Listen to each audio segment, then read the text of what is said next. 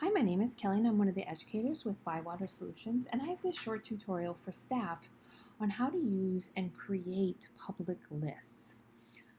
So for lists to be created, there is a system preference called virtual shelves, and if that is set to allow, then you are allowing lists to be made within Koha. There is the option also for lists to be created publicly by more than just staff.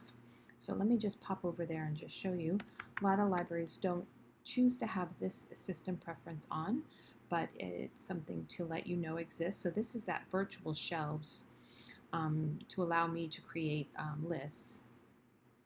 And then we also have the OPAC allow public list creation. So allow or don't allow OPAC users to create public lists.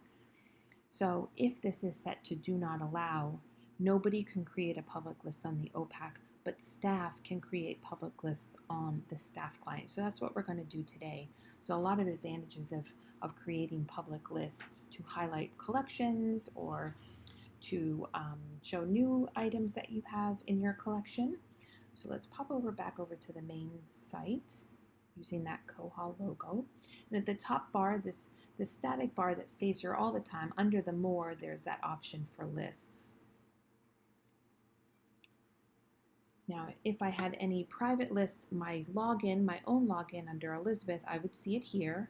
If I had any public lists that I could see that others have created, I can see them here. So I can see there are some public lists and who made them. And I can click over onto any of these and see the items that are on there. I also have the ability to edit my own. So you can see under my account Elizabeth Wakefield, I can edit that if I wanted to. But let's go ahead and create a new list so we can go from the top to the bottom. So we are going to do rivers, create a name for my list that's going to be helpful to the user. How this list is sorted, so I could do it by date added, so populating how it displays, or by title. And then here's the important part, is to make that public. So we'll see that on the OPAC, once you have a public list, how it is viewed by your users. And then if I want anybody to make any changes to my list, so I'm going to go ahead and say just the owner.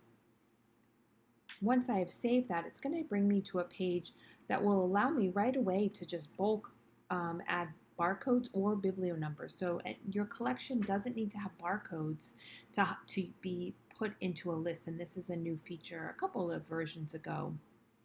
So let's go ahead. I can see that I can add barcodes. So if I had created a report, or I had all my new books that I've just cataloged, I could go ahead and scan those in this box, but we're going to do it a different way. So we're going to go ahead and just search here for my keyword. I'm going to put river, Fiverr.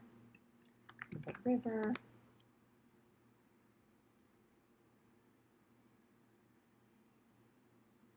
So I can actually, from this, I can go through and find any books that I wanted to highlight and add to the public list. I'm just going to go ahead and select any of these river books that I'm feeling that might be useful to my river public list.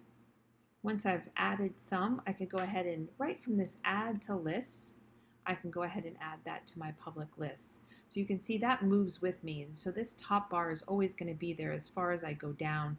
I still have that option. So I'm going to go ahead and click the correct list that I'd like to add these items to. And you can see I have a confirmation little pop-up box. It says that I added 6 items and their names of it. I'm going to go ahead and hit save. Then I can go over to the OPAC, and from this feature here, I can actually see my list. So let's go ahead and refresh it because I just created it. There we go. There's my public list of rivers. Once I click that as a user, now that I'm on the OPAC, I can actually see all the items that were part of this list. Another really awesome feature that I love about adding something to a list is if a person wasn't aware of the list or didn't notice it at the very top of the bar, and they made a search for something that was in your list. Let's go ahead and find one that I put in my list, this Connecticut River Guide. There it is. It actually shows that it's part of a list. That might be intriguing to a patron. It may not be found that way, but even if I click the full bib result, I can actually see that it's still part of a list.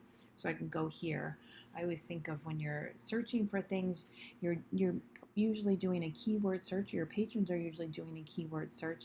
They may not find a title in your collection through that keyword search, but if you had a list that populated maybe a search term that or a collection that you were highlighting and a lot of people were searching, this might be something you're doing. So if you did outdoor projects as a list and somebody was typing in treehouse or gardening and that was part of the list, then outdoor projects might intrigue them to go to that next and see what other books you have on outdoor projects as we're here in the summertime. So I love this feature. It shows up right here. You can easily add items to your collection, to your public list so easily, whether that's through the batch option here, or you can go ahead and add to my list. Thank you so much for watching. I hope I was able to answer any questions about lists in Koha.